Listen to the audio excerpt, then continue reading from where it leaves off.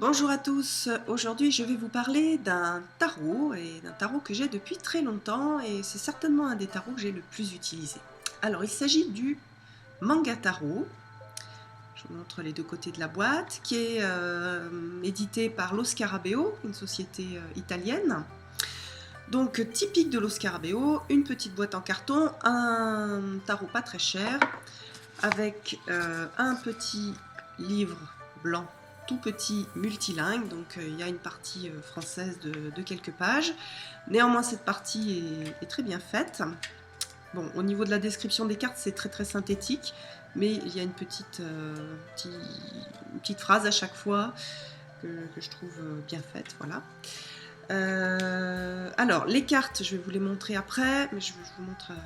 Alors, elles sont comme ça, sachant que moi, j'ai découpé le tarot, donc normalement, comme sur toutes les cartes, enfin la majorité des cartes de Lo Scarabeo, vous avez en haut donc un petit bandeau noir avec le nom de la carte dans plusieurs langues. Bon, moi ça me plaisait pas, donc je l'ai retiré quand j'ai commencé avec ce tarot. Bien sûr que je l'ai laissé pour apprendre et mieux connaître les cartes. Donc voilà, et puis on a un dos comme ça avec un yin et un yang et l'empereur. Alors c'est un tarot qui est inspiré de la sagesse orientale, donc ils nous disent japonaise. La particularité de ce tarot, enfin il y en a plusieurs. Première particularité, les genres ont été inversés, c'est-à-dire toutes les cartes qui étaient représentées par des femmes sont ici représentées par des hommes, toutes les cartes représentées par des hommes sont représentées par des femmes. Donc par exemple, voilà, le fou c'est une femme, alors que dans les tarots classiques c'est un homme. Le magicien c'est une femme aussi. Puis on a la grande prêtresse, là on a un homme. Donc c'est vrai sur toutes les arcanes majeures. C'est aussi vrai pour les cartes de cour, c'est-à-dire dans les cartes de cour on va avoir au lieu d'avoir le roi en premier, on va avoir la reine, qui est la carte de cour la plus élevée, le roi, la princesse et le prince. Donc ça donne une tonalité, ça donne quelque chose de très intéressant. Ça fait réfléchir sur les cartes. Pour ceux qui n'ont pas l'habitude des tarots, ça ne vous gênera pas du tout. Vous utiliserez le tarot tel quel et vous irez voir les significations dans le petit livre. Donc c'est un tarot qui peut aussi être utilisé par des débutants. Alors l'autre particularité, c'est que on a un lien avec, vous allez voir alors pas sur le fou, mais sur chaque carte on va avoir des idéogrammes. Alors voilà, c'est ça, l'idéogramme c'est des dessins. Alors je sais pas si c'est chinois, je crois que c'est chinois, c'est marrant parce que ils ont dit que c'était plutôt japonais. Donc voilà. Alors il y a 4 idéogrammes différents qui correspondent aux 4 saisons. Et les 4 saisons correspondent donc à des énergies différentes. Donc quand vous allez regarder une carte, vous allez regarder, voilà, par exemple celle-ci. Là, vous avez l'idéogramme de l'été. Bon, c'est le soleil. Donc vous avez cette énergie de l'été. Alors si on regarde un petit peu dans le petit livre blanc, on voit que la partie été, c'est la croissance, le sommet, le midi, la maturité. Ceux qui ont un idéogramme qui correspond à l'automne, donc c'est le déclin, la stagnation, le coucher de soleil, la vieillesse. Après, donc on a l'hiver, la mort, le minimum, la nuit, le silence, et puis le printemps, naissance, début, aube, adolescence. Alors ça, ce sont les 4 types qu'on va retrouver un peu dispersés un peu de partout. C'est-à-dire que, par exemple, les cartes d'été, on va avoir, donc je vous redis, c'est la maturité, par exemple, on va avoir l'impératrice, l'empereur, le chariot, le soleil, le monde, mais aussi le 4 de denier, le 8 de denier, le 3 de bâton, le 7 de bâton, le 6 de coupe, le 2 de coupe, le 9 d'épée et le 5 d'épée. Voilà, donc on retrouve ça un petit peu dans tout le jeu. Autre particularité, on a certaines cartes qui ont les 4 saisons, donc ça c'est la roue, donc qui correspond donc au cycle de la vie. Donc là, on va avoir les 4 saisons. Et puis, une carte où on va rien avoir du tout, c'est le fou, puisque le fou n'est pas encore dans ce cycle. Il naît à la vie, il n'est pas encore dans ce cycle. Alors après, on a au niveau des 10 une particularité aussi. Par exemple, on a le 10 de coupe, qui lui manque d'hiver. Hein. On a les 3 idéogrammes, on les voit ici, hein, qui correspondent aux 3 saisons, et il manque l'idéogramme de l'hiver. Donc il manque d'hiver celui-là. Alors ça apporte quelque chose dans l'interprétation. Je le redis, si on en a envie. C'est pas obligatoirement, on n'est pas obligé de l'utiliser. Moi au départ, je n'utilisais pas du tout les idéogrammes. Et autre spécificité, dans les As, on va avoir les 4 saisons, puisque les As, c'est le tout en puissance, donc on a les 4 énergies sur chaque As. Autre chose encore, on va avoir donc 4 couleurs. Vous avez vu que c'est assez, il n'y a pas énormément de couleurs, elles sont assez simples. Donc chaque couleur va représenter quelque chose de particulier. Alors elle va être liée à une série. Donc, par exemple la série des coupes, c'est une série qui va être globalement avec une tonalité jaune. Le rouge, ça va être les bâtons. Le vert, les deniers, et le bleu, les épées. Mais on a aussi donc une aide au niveau des couleurs, ces couleurs-là qu'on va retrouver dans les arcanes majeures. Donc dans les arcanes majeures, on va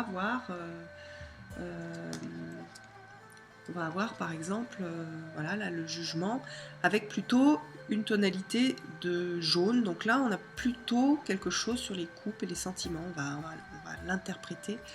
On peut l'interpréter, on peut céder du jaune pour interpréter la carte.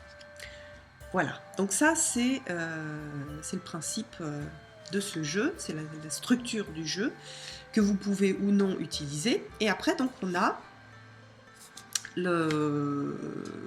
chaque arcane avec une petite explication. Alors les explications sont très courtes et il y a des petites phrases orientales qui parfois nous laissent, nous occidentaux, un peu bouche bée. Alors par exemple, je regarde le fou. Donc dans le fou, on a le vide, ça c'est le mot-clé.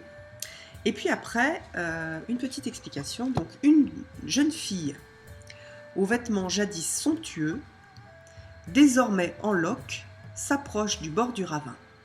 Des fleurs s'épanouissent sur son chemin. Et puis après, donc une phrase. Il est dans la nature des choses que le vide souhaite être rempli. Alors, si vous cherchez un tarot hyper simple avec des mots-clés super faciles, c'est vrai que celui-ci, ça va être un petit peu compliqué.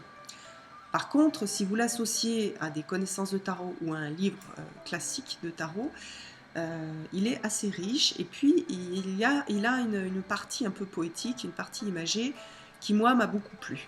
Je vous donne un autre exemple avec la magicienne. Donc là, vous voyez encore inversion de sexe. Donc c'est la volonté, capacité de décision, début d'un chemin, courage, énergie. La volonté et l'équilibre sont les fondements de toute action. Voilà. Je peux vous donner aussi un autre exemple sur, par exemple celui-là qui est le 9 de coupe. Donc coupe, on se retrouve avec du jaune. Je vais chercher dans mon petit livret le 9 de coupe. Donc je redis, plénitude, griserie, savourer l'instant, choses qui donnent leurs fruits. Il y a toujours un moment pour savourer ce que l'on a. Donc vous voyez, c'est imagé, mais là par contre, c'est beaucoup plus facile de l'utiliser dans une interprétation. Donc j'aime énormément ce tarot, je l'ai beaucoup utilisé. Et je l'ai beaucoup utilisé aussi en projection, c'est-à-dire que lorsque je fais des tirages, et que je fais des tirages plutôt basés sur de la psychologie, c'est-à-dire que ce sont les gens qui, à partir des images, vont dire moi je vois ça, etc. Et donc ils projettent leur monde intérieur, leur inconscient à travers les images. C'est un tarot qui est extrêmement propice pour faire ça, et aussi qui est très propice à l'interprétation intuitive. C'est-à-dire les gens qui ne travaillent pas forcément avec un livre, mais qui, eux, interprètent en fonction de ce qu'ils voient sur la carte, vont avoir une grande facilité à l'utiliser. La base, c'est une base Rider-Waite. J'en parle souvent, je le redis. Rider-Waite, c'est on va dire le père de tous les tarots complètement illustrés. C'est-à-dire il y a un système un peu style tarot de Marseille, où après dans les arcanes mineures, on va avoir soit un dessin d'une coupe, un dessin de deux coupes, un dessin de trois coupes, un bâton, deux bâtons, trois bâtons. Donc ça c'est le système un peu tarot de Marseille.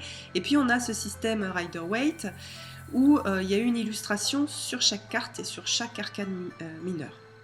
Voilà, donc même si c'est un peu plus compliqué dans les arcanes majeures parce qu'on a une version masculin-féminin, on se retrouve quand même sur une structure assez connue.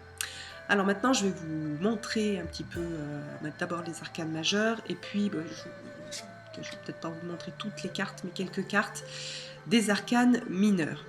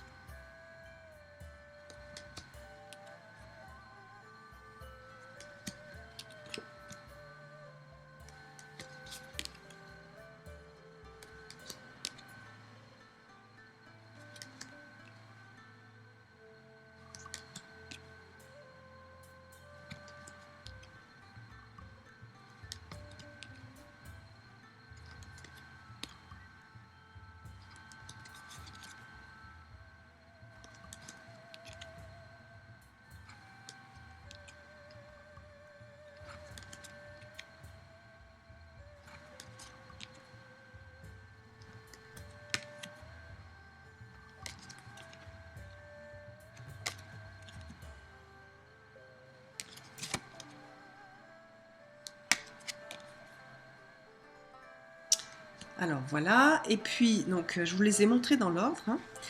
Et pour les arcanes mineures, alors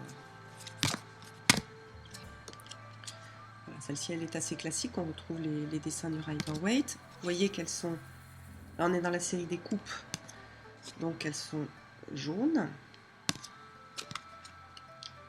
Hein, voilà le roi. La princesse qui est toujours, donc, comme le chevalier, sur un animal. Et le prince, lui, il est à pied. C'est le début, le commencement. Voilà. Hop, on a la reine. Donc, voilà un petit peu. Après, donc, dans les deniers, on a une tonalité verte.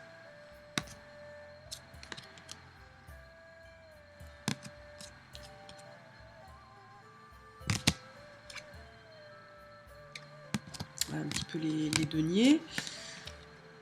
Hop, le prince de denier.